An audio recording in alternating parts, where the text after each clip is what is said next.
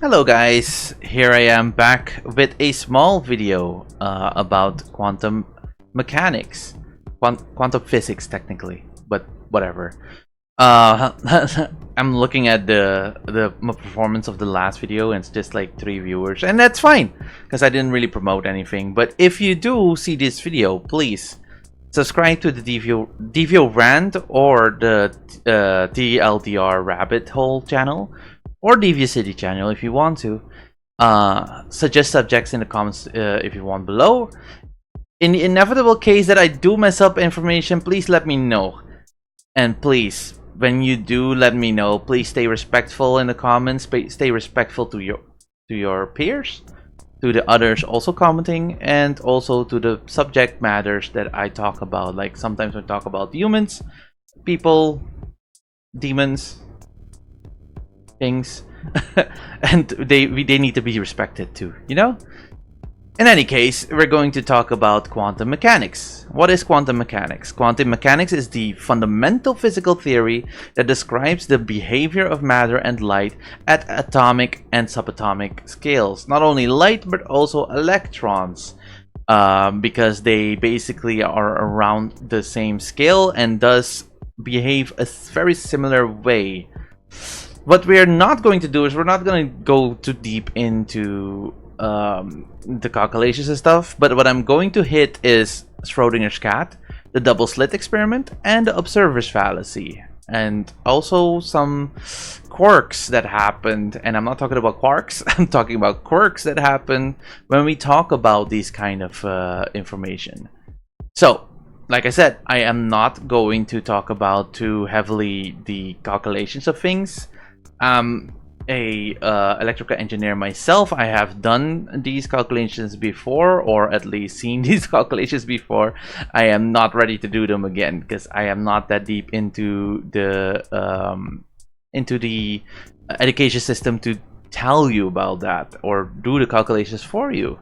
What I am going to do is I'm going to be more service level and trying to give you more context, because that's what the purpose is of this channel and the videos that I produce on the channel, to give you more context about a certain subject, but also like tell you a bit more interesting facts, and then maybe give you some resources to look more into it. Well, one thing we can talk about is the quantum mechanics versus quantum physics terminology. And what's the difference? Nothing much. Mechanics basically means that we talk about the same things but actually calculate it. And the physics part of it means that we can talk about theoretical physics or metaphysical physics and whatever. Well, one of the interesting things to talk about with quantum, when we talk about quantum mechanics, is the quantum superposition and quantum entanglement. And I'm not going to focus too much on the entanglement part. What I'm going to focus is on the superposition part for today. So when we think about a computer that works in 0 and 1s, when we think about a quantum computer who uses qubits instead of bits, it uses 0, 1, and a superposition called superposition. It's basically 0 and 1 at the same time. And I think if you look at this, you kind of like think, oh, I've heard of that idea before, and you're right, that happens when you talk about Schrödinger's cat. Schrödinger's cat is a experiment that Schrödinger has done. The physician? No, it was not a physician. What's it called? A physics teacher? What? Something like that. Oh no, English is not my first language. I'm sorry, people. So there's a box, right? And if you put a cat in a box with something toxic in it, the basic idea is that let's just say that 50% chance exists for either the cat to die or not to die. And the idea is that the moment the cat basically is in there and you observe the box from outside, you basically can say that the cat is basically in a state of being dead or alive at the same time. The same way this superposition exists for these qubits, right? So you say it's alive or dead at the same time. Okay, let's keep that in mind for now. We're not really going to go deeper than that into it, but let's look at something called the double-slit experiment. The double-slit experiment is an experiment you can do with light. You don't have to do it with light, but the original idea was to do it with light because there's interesting effects happening near the slit. There's two interesting observations that can happen. Let's first look at the experiment. You have a light source, and a light source can be kind of erratic. So if you do a single slit for it, you kind of get a more uniform, structured light source out of it. That's why the first slit happens. And then you do a double slit afterwards, and that's the interesting part. You'd get two similar formed sources of light like the previous slit, but you get some superposition happening in the middle. Superpositioning is not, it's interferencing. Sorry, not superposition. You get the superposition is this like peak. Like the peak is a result of superpositions of all high, like, how should I say, like in the wave there's a lot of like ebbs and flows of the wave, and the higher points are like combining together in a superposition through interferences, right? But also you can also have cancellations, because all of these like cross section or like crosses, let's put it like that, like it's kind of like imaginary, right? Because it's not supposed to, wait, are the lines the tops or the lows? Oh, they're the lows. So those positions where they are not crossing, sorry, those are the ones where it turns out dark, because the light will be cancelled by the other light. Because if it's like ebb and flowing, you can have a top and a negative, basically like a downward wave, go next to each other, combine into a superposition of 0. So basically a minus and a positive ends up being 0. That's the basic idea, right? And you can have this pattern where it like goes from a little bit of light to a lot of light to a little bit of light, and then maybe even no light at the either side. So this is a very interesting experiment for two reasons: the behavior of the light near the double slits, and the behavior of the light here in the middle because of the superposition. Actually, this is the third one, and that is that if you have something blocking the light, that the blocking doesn't actually block the light. You know, you would expect it to be like going in one line if it's like particle based. So if we go look at particle based version of this experiment, you would get this kind of pattern. You would think it would go in this kind of pattern. But sometimes when we do the experiment, what happens with particles is you get a wave kind of figure. So basically it looks like here as if the same thing as with the light version just happened here, because the place where the barrier between the two slits is, there is some observations there. So let me talk a bit more about what this experiment is. It's a sort of same kind of experiment. I didn't say it here, but these lights are basically what you see happening on the wall. Is just a representation of it, and this graph is basically the superposition interferences, interference signals, basically diffraction basically shown in a graph form. But here is the physical representation of it, how you will see it on the wall. Here, what happens is you have a film of something, like maybe a movie film or something like that, and you have electrons. Well, movie film basically thinks of more of photons, but let's say, is it? No, it's electrons still. So electrons just shoot through these slits. They end up on the film, and on the film they will have some kind of like visual reaction, or just another observable reaction, where you can just basically see that, hey, these electrons have hit this spot on the film. But like I said, sometimes when you do not observe, you'll get these kind of patterns. What is happening here? And you see this, there's not only one place where you see it. You see on this one, you see the same thing happening with electrons. It's the same double slit experiment, but you get the same kind of pattern as you do with the light version of this, right? So what's happening? Something called observer effect comes into play. An observer effect basically means that if something observes, or technically if it's like being, or we set up this experiment in a way where we can observe it, the experiment changes, right? So like here we can have a little breakdown of what happens with the unobserved and with the observed version of this. You have a particle-like behavior when observed, and a wave-like behavior when unobserved. So basically what it means is if you basically look at the slits, the moment the electrons come in, they will always end up in this version of the setup, because that's expected. But if you don't put an observer, they will always behave like this. And it's not crazy that this happens, because think about it. All of these electrons, they are wiggling and moving around, or like I think the idea is that you do a sort of uniform kind of beam of all these electrons towards the double-slit experiment, but it's not always going to be like that, and there's going to be a lot of like bouncing and whatever. And what happens is, like, if something like hits the side or something, it will end up like kind of like ricocheting, and then it kind of like does end up in a wave kind of pattern. So that makes sense, right? It makes sense to go that way.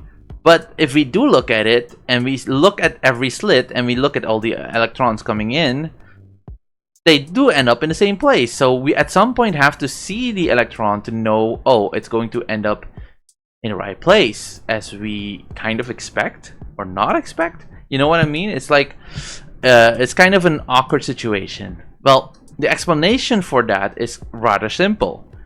It basically comes down to that you are introducing a light, a source, another source of light, basically, on the experiment, which allows you to see the electrons, and that light itself changes the experiment inherently. So that's the basic idea. It's also explained in this. If you want to look at it, I'm gonna have all these links in the link tree. This is a lengthy document basically telling you why it might be happening. This is a lecture, sort of like a transcript of a lecture. It almost reads like that, and it basically tells you, like, if you put a light source, and if you put a little observer, that you will then basically see a distribution as you would expect it to be with a particle behavior.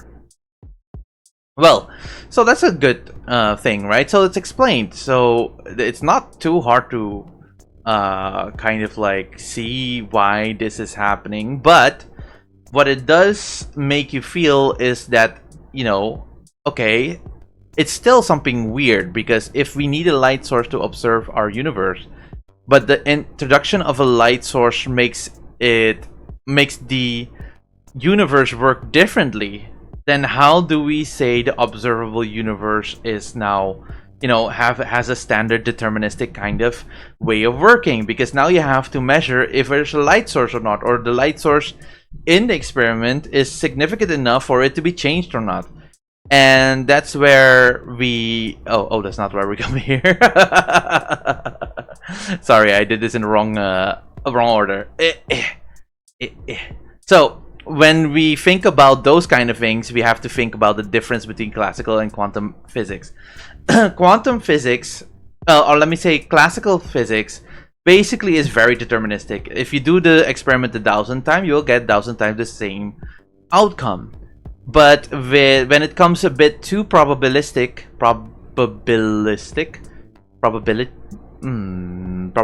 I think that's the right way to say it, we tend to then put it to quantum, because calculating over those, we have to basically calculate through all the superpositions that are possible for this experiment, right? So you have to see that at some point we can observe things under a classical definition, but once we leave that phenomena, we have to discard it, kind of like in classical science, or classical physics, but then have to observe it with quantum physics. That's basically the very generalized idea of what happens between the two. So, and that's why this is very important, and why we have this, and why these cannot really mix is also very important to know, right? Well, this is all good and well, but one of the pitfalls I wanted to talk about is quantum mysticism. So what happens is that sometimes when people talk a lot about quantum physics, you have to be careful because they can present to you the information in two ways. One, the physical way, or two, to explain their own science. And when I mean their own science, I mean that sometimes it's used as a way to basically explain the supernatural behavior of the world through the way of science, luring you in because, hey, our way of thinking, our ideologies, our how should I say, like, ideas, okay, my phone was talking.